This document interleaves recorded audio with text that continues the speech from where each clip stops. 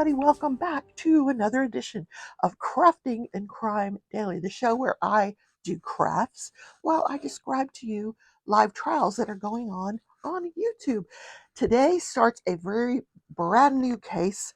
This is the state of Wisconsin versus Taylor Schabusiness, 25 years old. This happened in Green Bay, Wisconsin, in Brown County. That's where we are. Here's the diamond painting I am working on. Stay tuned to the end and I will show you what I did over the weekend, what I finished over the weekend. But this is a retreat that I went to over in Michigan and Ohio, the Great Lakes. Yep, I'll show you. I'm almost done with it. I'll show it to you in the next couple of days because we're going to stick with this trial probably all week long. It's going to last. Now, this trial involves 16 jurors. They were seated. That's 12 jurors, 4 alternates. Now, I'm going to tell you right up front, I'm going to cover the openings. I am only going to tell you what the jury has heard. And even my comments before I started today, it's just going to be what the jury has heard. Usually I'll do like a deep dive. Nope. I'm just going to tell you what the jury hears because I want your thoughts on this case. So, trigger warning, this involves a very violent crime and she is charged with sexual assault. So you're going to hear about what she did. Yeah, it's kind of gruesome. It's a very gruesome, violent crime. Does not involve children. Okay, let's start. So on the morning of February 22nd, 2022, at this quaint little home on Stony Brook Lane on the west side of Green Bay, single family home. Upstairs there's a loft, then there's the main floor, and then there's a finished basement. Now I'm assuming this is where the victim, Shad Thyrion, lived. His mother, Tara, and her boyfriend, Scott, lived up in the loft area. On the morning of February 22nd, the jury is going to hear evidence that Taylor strangled Shad using a dog collar. And then after his death, she engaged in sexual acts with his body. Now you're like, oh, yeah, that's the reaction I had. What? Yeah, okay. Then she dismembered him using kitchen knives that she found in the house. Now, in the early morning hours of February 23rd, the following morning, about 2:30, 3 a.m., Tara and her boyfriend, Scott, they're up asleep in the loft, and Tara hears this storm door bang shut. Quite loud. That door opens to a driveway that's on the side of the home. So she goes to investigate. Now, she knows that her son, Shad, is in the basement or was in the basement all day the day before with Taylor, his friend Taylor. So she goes down, she's going to investigate. So she opens the basement door, the basement light is on. She walks down the stairs and she sees a 5-gallon bucket sitting next to the stairs. It's covered in a beach towel. She uncovers the beach towel and sees the head of her son. I can't even imagine that happening. I mean, so she runs upstairs and gets Scott. Scott, guess what? So he goes down to the basement. He confirms what she just saw. They call 911 and the police are on the scene. They begin to process the scene. They learn from the mom, Tara, that he had a guest. Shad Thyrion had a guest, Taylor Schabusiness. Now, I expect that the first witness we're going to hear from will be the 911 dispatcher, where we're going to hear that phone call that Scott, mom's boyfriend, Tara Peckinage, Scott Hendricks made this phone call to 911 and explains what he found. Now, I have not heard this phone call yet, so these opening statements were very brief, and not very descriptive, which they're leaving the descriptions to the witnesses. Inside this bucket are body parts, and knives. And the officers are going to be taking the stand one at a time, including the crime scene investigators, the medical examiner, all are going to testify about what they found in this basement. There were body parts in totes, duffel bags, backpack, all contain body parts. And the medical examiner said, this is not the complete body. We don't have the whole thing. And they also found more knives. They also found evidence of methamphetamine use. I suspect, now I said I was just not going to, all right, I'm not going to tell you because the jury hasn't heard it. I haven't heard how they were using the methamphetamine. I have my guesses. There's different ways you can ingest methamphetamine. So we're going to hear how they were ingesting the methamphetamine. They did find evidence during their investigation of methamphetamine use. They found cleaning products, including Clorox wipes. They found evidence in the shower of someone having showered and using a squeegee to get the blood off the shower. Once they figure out that Taylor Schabusiness was the friend that was in the basement with Shad, they go to her house. She is located on the opposite side of town, the east side of Green Bay, in a small apartment. When she opens the door for the police, she has blood on her hands and a knife wound on one of her hands. She's wearing a black sweatshirt, black pants that also have blood all over them. She's arrested. Her husband, Scott, is arrested. On this location, or at this location, Scott owned a gold minivan. They search this gold minivan and they find behind the driver's seat a crock pot box that contained more body parts of Shad Thyrion. What we're going to hear is going to be a lengthy interview that Taylor Schabusiness gives the police in which she details what she did to Shad. Now, the prosecutor described the dismembering as quite significantly. He was quite significantly dismembered. You're going to come to find out what that means later on. So Taylor Schabusiness has been charged with first-degree intentional homicide, mutilation of a corpse, and sexual assault. She has pled not guilty by reason of insanity. So this case is going to be tried in two parts. The first part, the jury will just be asked to decide whether she committed these crimes. If she's found guilty of these crimes, they will go on to a second part where they will determine if she was insane at the time that she committed these acts. And later on, when it gets to that part, because we're going to get to that part, please.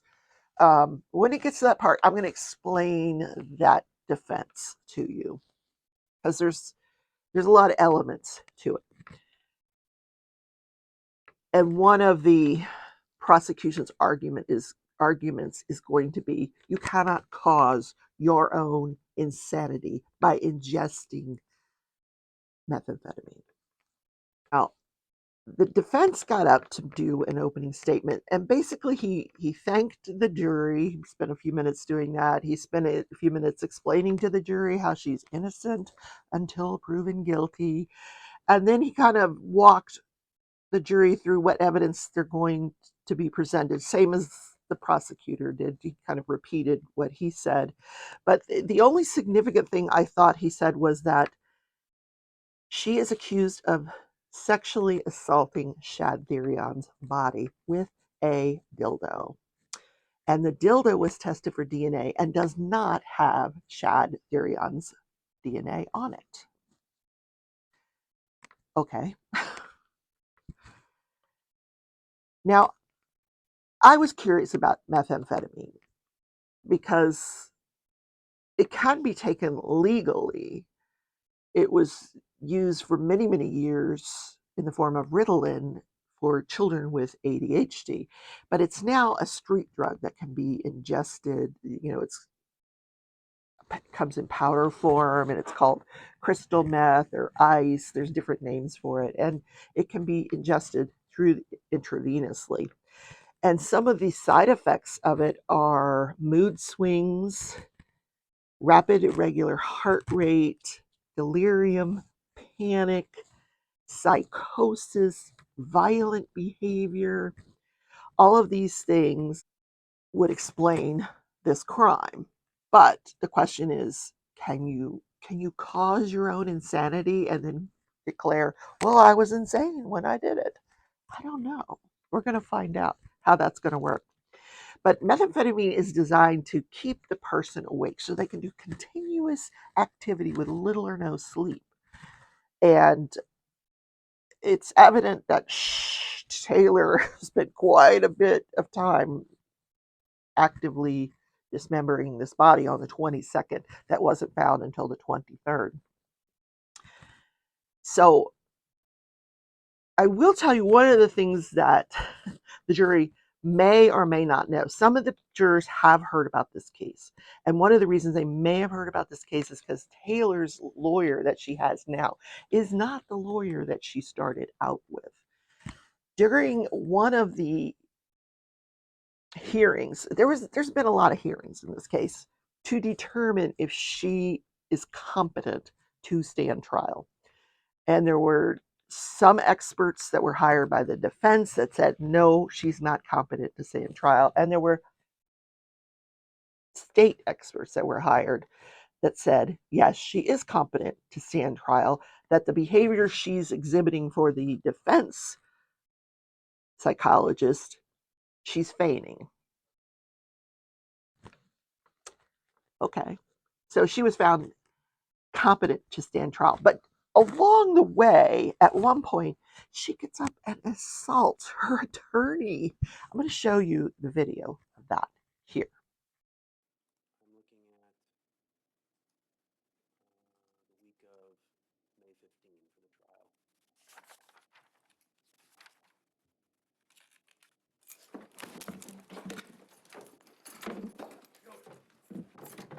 Stop it. Stop it.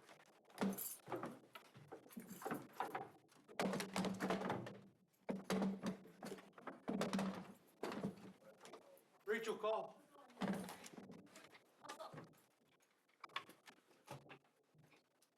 Is they bringing seven in? Yeah, let's just go to secondary. We'll stand by there. Billy, do you walk? So, following this attack, I have no idea what triggered this attack, but following this attack, the attorney asked to withdraw. That motion was granted, and she was assigned the attorney that she currently has. So at any minute, the camera's like monitoring her constantly because she has this look during the opening statements of just complete blank, like she didn't get any sleep and she's tired, and I often wonder if they're drugged. If maybe they gave her some kind of sedative so she wouldn't attack the lawyers. I don't know. But that's the way she looked. Very drugged. She's, looking down, very somber. I'll show you a picture here. Yeah. Just a weird affect. Very weird affect. No remorse. None whatsoever that she's exhibiting. No. So that's the new trial. So the witnesses are taking the stand as I'm speaking to you now. So I'm going to continue to watch that today, give you a lowdown on what they say tomorrow in tomorrow's edition of Crafting and Crime Daily. But now I want to show you what I finished over the weekend. Now, you saw that, I'm working on a gnome Afghan blanket, Grafgan. And it's all squares of gnomes. Now, I already finished this square, I don't know, about a week ago. I finished this one. Oh no, this is a different one. This was one this was the Easter one. Okay. I just wanted to give you a view of one of the other ones I've done. Where's the one I just did? I don't know. Okay, it was the scuba diving one. Here's the one I just finished. This one is so cute. Oh my gosh. Look, it's the pool floaty, the rubber ducky with the pool floaty and the sunglasses. Oh my God, could you just die? First of all, I love these colors. The pattern called for a light blue background, but I like this aqua. I am trying to use up all the yarn that I have. And I actually picked out a pattern a Grafgan pattern that I want to do next year. This year, I'm just going to complete the gnomes. We're going to start into the holiday gnomes coming up here soon. But next year, I'm going to do a floral, just one large corner to corner floral Grafgan. I found the pattern, and I now I'm gonna have to put together the colors. Once I finish this year out and I see what remnants I have left, I'll figure out what I need to purchase for that Grafgan coming up next year. And don't forget, my and Mickey Sunshine Creates event starts in 1 week, August 1st. One more week left in July. Yes, August 1st is the Great Escape 2023. It is a diamond painting event. The details of that are in the Crafting Journey Facebook group. If you'd like to join, please feel free. I'd love to have you. This is where people post all their current whips, which is a work in progress. This is my Great Lakes diamond painting, which I should finish up, like I said, either today or tomorrow. I'm trying to make it last because I'm not going to start my next diamond painting until next week. Actually, I have it right here. It's called Fairy Town. This is one that was designed specifically for the event by artist Rose Prophet. It's called Fairy Town. Look at that. Isn't that gorgeous? With the trees and the leaves. It's going to be so pretty.